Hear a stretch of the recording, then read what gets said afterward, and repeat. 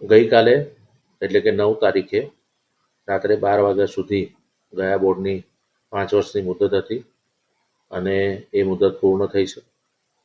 ગુજરાત સરકારશ્રીના હુકમ મુજબ ઉર્જા વિકાસ નિગમ લિમિટેડના એમડી શ્રીમતી શાલિનીબેન અગ્રવાલ કે જેઓ ભૂતકાળમાં આપણે ત્યાં મ્યુનિસિપલ કમિશનર પણ રહ્યા હતા, એમને વહીવટદાર તરીકે નિમ્યા છે. એટલે હવે આજથી તેઓ વહીવટદારની ભૂમિકામાં વડોદરા મહાનગરપાલિકામાં આવી ગયા છે. બોર્ડ પૂર્ણ થાય એટલે સ્વાભાવિક રીતે કોઈ પણ ચૂંટાયેલા સભાસદશ્રીઓ અને હોદ્દેદારોનું અસ્તિત્વ રહેતું ન હોવાથી તેમને જે પણ આપવામાં આવતી સુવિધાઓ જેવી કે ગાડીની સુવિધા હતી મુખ્ય, તે ગાડીઓ કાલે બધી જમા થઈ ગઈ છે અને તમામ ઓફિસો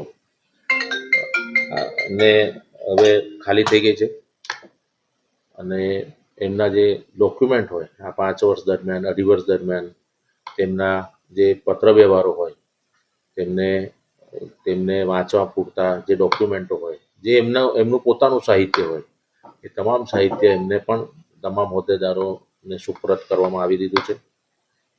એ જ રીતે કાઉન્સિલરોના લેટર પેડને આપી હોય એ બધું જ અમે સુપરત કરી દીધું છે અને હવે વહીવટદાર સ્થાયી સમિતિ અને સામાન્ય સભા વહીવટદારની અધ્યક્ષતામાં મળશે.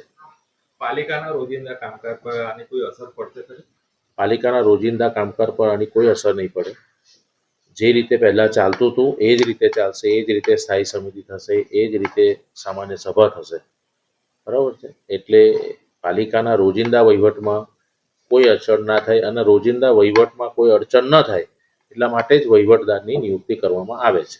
સામાન્ય રીતે વહીવટદાર એટલે જે કલ્પના હોય છે કે વહીવટદારની નિયુક્તિ થઈ એટલે હવે એ નિયમિત કોર્પોરેશનની કચેરીમાં આવે અને બધો વહીવટ જુએ, પણ એવું હોતું નથી. વહીવટદારો સામાન્ય રીતે સિનિયર કક્ષાના આઈએએસ ઓફિસરો હોય છે, એમની બહુ મોટી જવાબદારીઓ હોય છે, એટલે આ એમને એડિશનલ ચાર્જ આપવામાં આવેલો હોય છે અને એમને સ્થાયી સમિતિ અને સામાન્ય સભા જ મેઇન બોલાવીને એની મિટિંગો કરવાની હોય છે. એટલે જે કલ્પના છે કે વહીવટદાર હવે અહીંની દરરોજની ઓફિસમાં દરરોજ જે આવશે એ થવાનું નથી. એમની મૂળ જવાબદારી છે એના કામોમાં વ્યસ્ત હોય. મિટિંગો પૂરતું અમે વ્યવસ્થા ગોઠવીશું. અમે જ્યાં પણ નક્કી થશે, વહીવટદાર નક્કી કરશે એ જગ્યાએ અમે મિટિંગ કરીશું. હવે તો ઓનલાઈનની બી ઝૂમની પદ્ધતિથી બી થાય છે, એટલે એના આધારે પણ અમે મિટિંગ કરી શકીશું. પણ એક કલ્પના જે છે કે હવે અહીં આવીને બેસે તો એવું રહેશે નહીં, એ સ્પષ્ટ થવું જરૂરી છે. સરકાર દ્વારા આગામી દિવસમાં જે ચૂંટણી આવેલી છે, આપને કોઈ ઇન્ફોર્મેશન આપવામાં આવી છે? ના, અમારને આગામી દિવસના ચૂંટણી સંદર્ભે કોઈ અમારી ઇન્ફોર્મેશન ના હોય. એ ચૂંટણી આયોગ, ગુજરાત રાજ્ય ચૂંટણી આયોગ જે પ્રમાણે એના કાર્યક્રમો નક્કી કરશે એ પ્રમાણે જે જાહેર થશે એ જ રીતે હશે. સેક્રેટરી વિભાગમાં એવી કોઈ સ્પેસિફિક જાણ ભૂતકાળમાં નથી કરવામાં, અત્યારે બી કરવામાં નથી.